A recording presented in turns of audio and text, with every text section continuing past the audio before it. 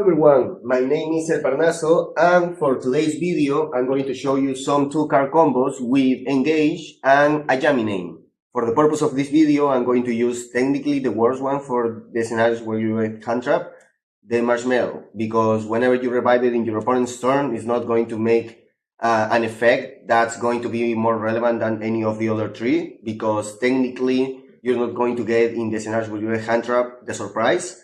You're not going to have anything to return, only something to put as a field spell, which Snatchy already is going to be able to do in your opponent's turn. So we're going to use this as an example. Now, the first thing I want to show you is that you shouldn't fear draw that much. You should just start with engage in these cases, and I'm going to show you why. First, getting draw. So we activate engage, we get the hornet, and we get draw, right? Now, that's fine. We're just going to summon the token. We use the token. We are going to summon the Kagari. This is in our hand. We get this back. We activate it. We have token here. Now, we just normal summon this. I know that some of you may think, hey, but why at the beginning of my turn I make effect of marshmallow, chain hornetrons? Well, this is single one, so you don't know what kind of deck your opponent is playing, and if your opponent is playing Isuna or something like that. And in these scenarios where you're getting draw, getting Isuna 2 for the only yummy name that you're going to have, technically, which will be the marshmallow here, it's unnecessary for the purpose of what you're going to attempt to do, which is why I'm going to show you. Well, you normal summon this one. You use this too. You try to leave the token as much as you can, because a level 1 non-tuner is very wantable in the deck, and whenever you need it, or depending on what happens next, you can change the purpose of the level 1 non-tuner and become it a level 1 tuner, which is why this card is awesome. After you already use the Kagari, right? Oh, and the most important thing, remember, Hornetron says that the token cannot be tribute. So even after the play safe at any given point we get Nip, we still gonna have this, and technically we didn't use this yet, so the token of Nib and this will become a yummy card. Okay, so here, checking out, we still will be summon this. We're not gonna use the effect, but for the purpose of a lot of yummy plays, you want a synchro level 2 in the graveyard. So now we're gonna use this, we're gonna use the effect. Always try to have already a level 1 non-tuner whenever you use a snatch effect, whenever you can, right? To avoid things like Imperm, or Baylor, or even Ogre.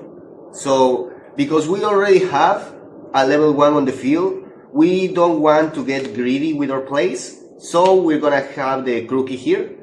This is our way also to punish our opponent to play if they Nibiru from now on, because now we will get a new yummy name, in the graveyard, which can be depending on what you want, the cookie, the lollipop, or even the cupsy if you wanna draw in your opponent's turn, I don't know.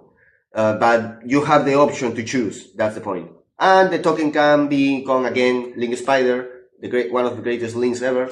And then you can make one of the synchros, pop the Nib, and still have your yummy circulation, 4 cards in hand. Your opponent used the Nib, but you still have your engine circulating. So even through draw and Nib, you will be fine. Just don't get greedy. If you already have the level 1 monster, put the Crookie, okay? Then we are going to use these two already, because we also have already the protection of Nib, thanks to this, as I just explained. You summon this. You use the effect. This is very important because we want to have a synchro level 2 in the graveyard, a synchro level 2 yummy in the graveyard, so we can revive it with her. Because now these two will become the Metal Marcher. This is very important. Just follow me. You're gonna use the effect here. This is going to be negated, but you don't give a fuck, because you are going to use it for snatching. Now, then you pass. I'm not kidding, like, please remember, almost never you're going to use the Herald of the Arclight in the first play that your opponent make, regardless of if you have it or not.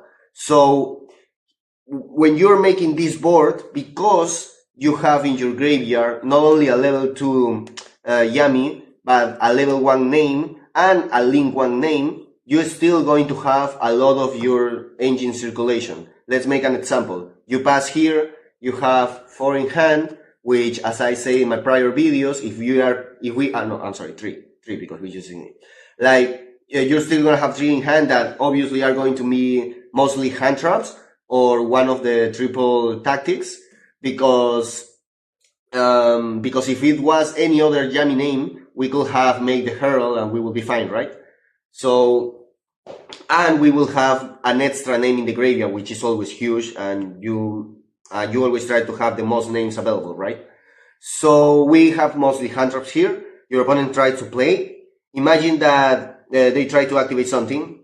You use this one, you return it, you make this, and this way you have already, whenever your opponent is trying to play, a snatchy to try to pop whatever they try to do, or set it.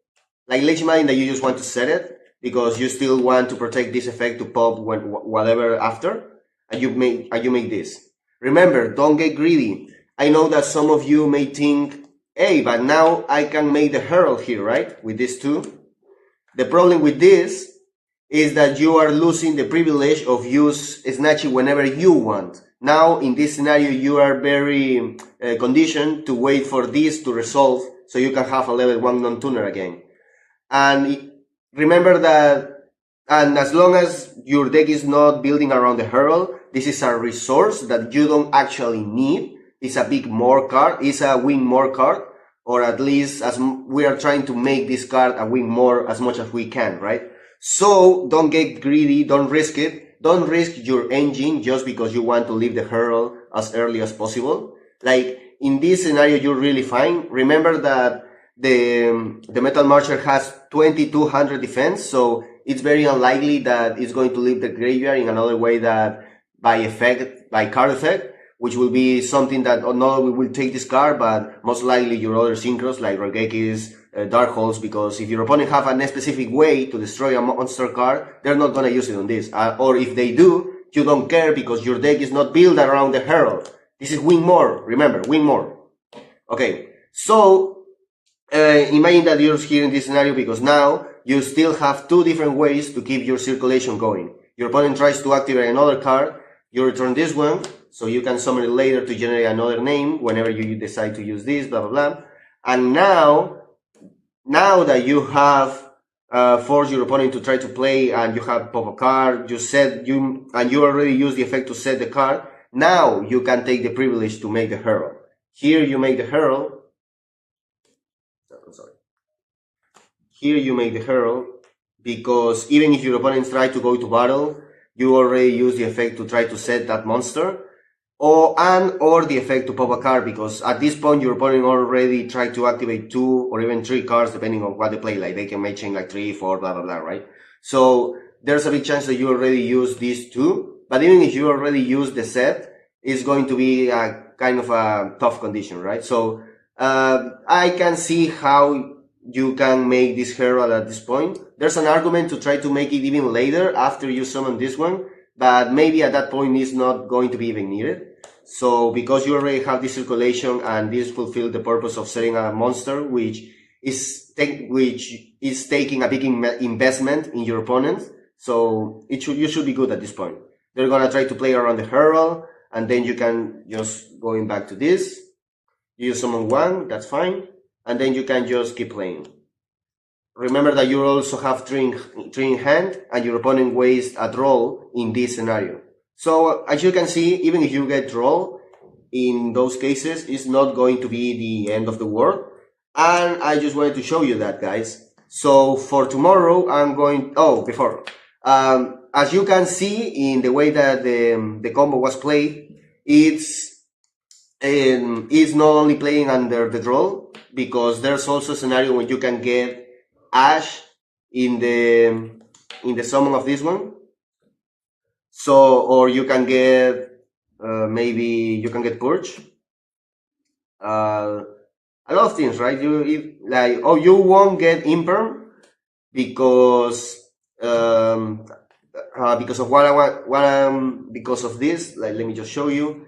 If you don't get draw, I'm going to show you tomorrow the combo when you don't get draw, imperm or ash. I'm sorry, when you don't get draw, ash or push, or even, I don't know, gamma, like something like that. Whenever you can resolve this card, this is what I show you how to do it. Like, whenever you have these two, right?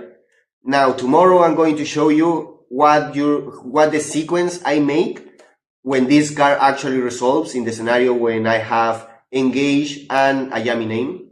So, but just as a kind of a preview, you make the engage, then you have the Hornet. Now here, you activate the Hornet, because remember, you don't know if your opponent is playing Izuna, so why would you risk it? Now you make the Kagari.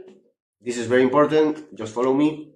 The Kagari here, and you activate the Hornet because this won't get Nib never, so you're chilling, even if you get Nib after it.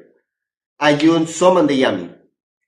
And obviously, if it's one of the other three, you're gonna special summon it, right? Like, this is just got to be normal, because I'm trying to put myself in the worst cases possible, so you can know how to try to navigate them.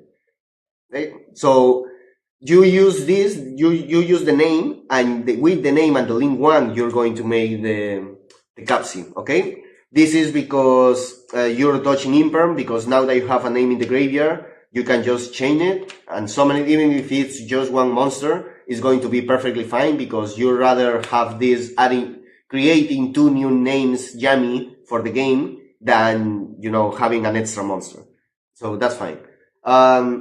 Also, because what I'll say about the token, and for tomorrow I'm going to show you the different ways that you can play. The last thing that I need to tell you is that the Ember that I just showed you is, I really recommend to have it on mind, like this, a Yami Synchro, a Yami name, like in the graveyard, I mean, and this one.